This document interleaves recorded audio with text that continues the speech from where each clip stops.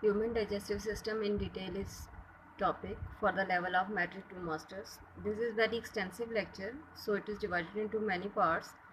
Today we'll concern with the section A, starts from mouth to epiglottis. Mouth is the first part of upper gastrointestinal tract and is equipped with several structures that begin the first process of digestion. These include salivary glands, teeth and tongue. Mouth consists of two regions, vestibule and oral cavity proper. Vestibule is the area between teeth, lips and cheeks, and the rest is the oral cavity proper. Most of the oral cavity is lined with oral mucosa.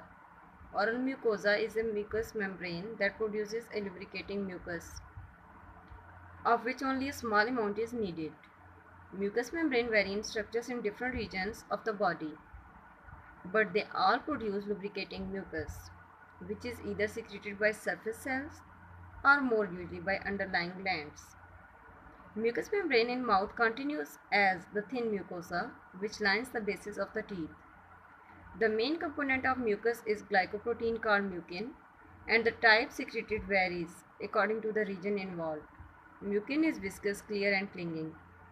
Underlying the mucous membrane is the mouth. In a mouth is a thin layer of smooth muscle tissue, and the loose connection to the membrane gives it its great elasticity.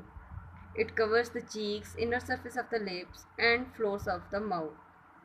And the mucin produced is highly protective against tooth decay.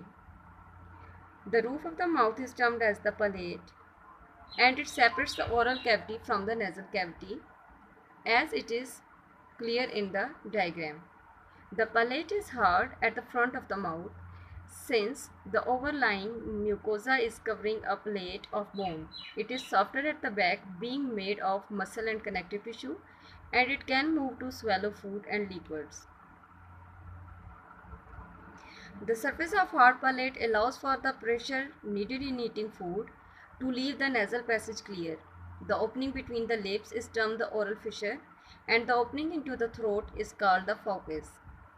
At either side of the soft palate are the palatoglossus muscles, which also reach into regions of the tongue.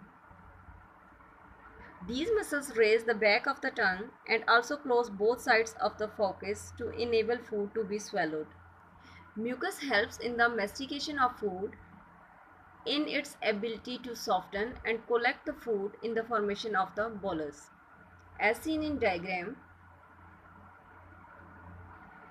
there are three pairs of main salivary glands and between 800 and 1000 minor salivary glands, all of which mainly serve the digestive process and also play an important role in the maintenance of dental health and general mouth lubrication, without which speech would be impossible. The main glands are all exocrine glands secreting through ducts. All of these glands terminate in the mouth. The largest of these are the parotid glands. Their secretions is mainly serous. The next pair are underneath the jaw, the submandibular glands. These produce both serous fluids and mucus. The serous fluid is produced by serous glands in these salivary glands, which also produce lingual lipase.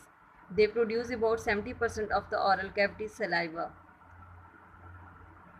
Third pair and the sublingual glands located underneath the tongue, and their secretion is mainly mucus with a small percentage of saliva. Within the oral mucosa and also on the tongue, plates and floor of the mouth are the minor salivary glands. Their secretions are mainly mucus and they are innervated by the facial nerve. The glands also secrete amylase, a first stage in the breakdown of food, acting on the carbohydrate in the food to transform the starch content into maltose. There are other serous glands on the surface of the tongue that encircle taste buds on the back part of the tongue, and these also produce lingual lipase. Lipase is a digestive enzyme that catalyzes the hydrolysis of lipids. These glands are termed von Ebner's glands, which have also been shown to have another function in the secretion of histatins, which offer an early defense against microbes in food when it makes contact with these glands on the tongue tissue. Sensory information can stimulate the secretion of saliva, producing the necessary fluid for the tongue to work with and also to ease swallowing of the food. Saliva moistens and softens food and along with the chewing action of the teeth transforms the food into a smooth bolus. The bolus is further helped by the lubrication provided by the saliva in its passage from the mouth into the esophagus. Also of importance is the presence in saliva of the digestive enzymes amylase and lipase. Amylase starts to work on the starch in carbohydrates, breaking it down into simple sugars of maltose and dextrose that can be further broken down in the small intestine. Saliva in the mouth can account for 30% for its initial starch digestion. Lipase starts to work on breaking down fats. Lipase is further produced in the pancreas where it is released to continue this digestion of fats.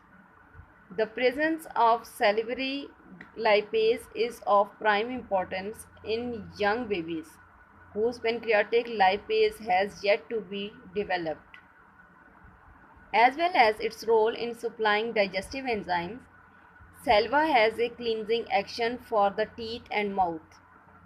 It also has an immunological role in supplying antibodies to the system, such as immunoglobulin A.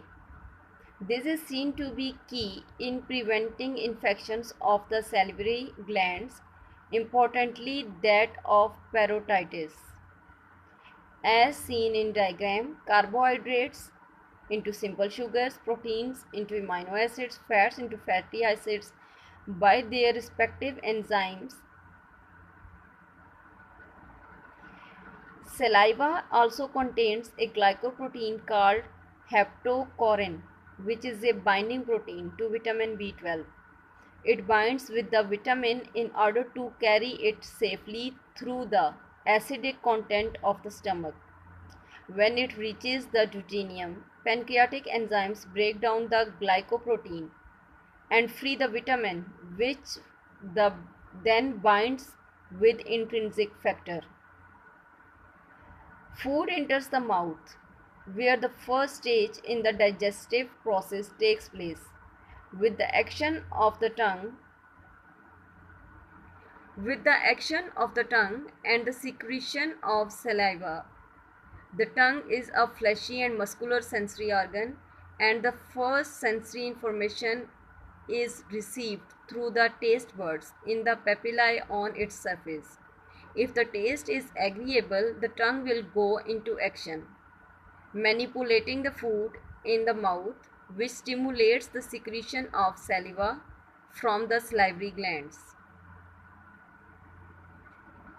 The liquid quality of the saliva will help in the softening of the food, and its enzyme content will start to break down the food while it is still in the mouth. The first part of the food to be broken down is the starch of carbohydrates by the enzyme amylase in saliva. The tongue is attached to the floor of the mouth by a ligamentous band called the frenum, and this gives it great mobility for the manipulation of food. The range of manipulation is optimally controlled by the action of several muscles and limited in its external range by the stretch of the frenum. The tongue's two sets of muscles are four intrinsic muscles that originate in the tongue and are involved with its shaping, and four extrinsic muscles originating in bone that are involved with its movement. Taste is a form of chemoreception that takes place in the specialized taste receptors contained in structures called taste buds in the mouth. Taste buds are mainly on the upper surface of the tongue, called dorsum. The function of taste perception is vital to help prevent harmful or rotten foods from being consumed. There are also taste buds on the epiglottis and upper part of the esophagus. Taste messages are sent through cranial nerves to the brain. The brain can distinguish between the chemical qualities of the food. The five basic tastes are referred to as those of saltiness, sourness, bitterness, sweetness, and umami. The detection of saltiness and sourness enables the control of salt and acid balance. Sour tastes are acidic, which is often found in bad food. The brain has to decide very quickly whether the food should be eaten or not. It was the findings in 1991 describing the first olfactory receptors that helped to prompt the research into taste. The olfactory receptors are located on cell surface in the nose, which bind to chemicals enabling the detection of smells. It is assumed that signals from taste receptors work together with those from the nose to form an idea of complex food flavors. The detection of bitterness warns of poisons, may of a plant's defenses, or of poisonous compounds that are bitter. Sweetness guides to those foods that will supply energy. The initial breakdown of the energy giving carbohydrates by amylase creates the taste of sweetness since simple sugars are the first result. The taste of umami is thought to be signal protein rich food. Teeth are complex structures made of materials specific to them. They are made of a bone like material called dentin, which is covered by the hardest tissue in the body enamel. Seen in diagram, teeth have different shapes to deal with different aspects of mastication employed in tearing and chewing pieces of food into smaller and smaller pieces. They results in a much larger surface area for the action of digestive enzymes. The teeth are named after their particular roles in the process of mastication. Incisors are used for cutting or biting off pieces of food. Canines are used for tearing. Premolars and molars are used for chewing and grinding. Mastication of the food with the help of saliva of mucus results in the formation of a soft bolus, which can then be swallowed to make its way down the upper gastrointestinal tract to the stomach. The digestive enzymes in saliva also help in keeping the teeth clean by breaking down any lodged food particles. Epiglottis. The epiglottis is a flap of elastic cartilage attached to the entrance of the larynx. Seen in diagram, it is covered with a mucous membrane and there are taste buds on its lingual surface which faces into the mouth. Its laryngeal surface faces into the larynx. The epiglottis functions to guard the entrance of the glottis, the opening between the vocal folds. It is normally pointed upward during breathing, with its underside functioning as part of the pharynx. But during swallowing, the epiglottis folds down to a more horizontal position, with its upper side functioning as part of the pharynx. In this manner, it prevents food from going into the trachea and instead directs to the esophagus, which is behind. During swallowing, the background motion of the tongue forces the epiglottis over the glottis, opening to prevent any food that is being swallowed from entering the larynx which leads to the lungs. The larynx is also pulled upwards to assist this process.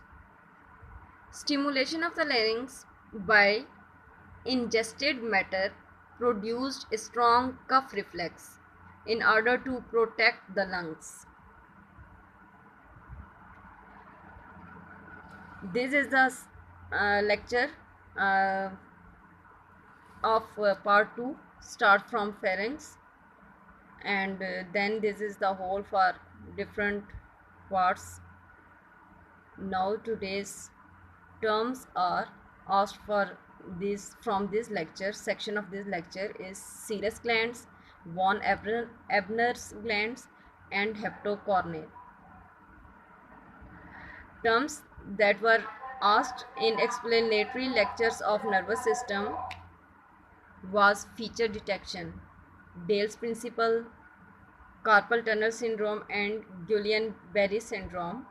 Today we will only discuss two, and then later on further with the different sections of this lecture. Feature detection is the ability to extract biologically relevant information from combinations of sensory signals, while Dale's principle is basically states that neuron performs the same chemical action at all of its synaptic connections to other cells, regardless of the identity of the target cells. These two will discuss later on. Any question regarding topic can be asked. Thank you.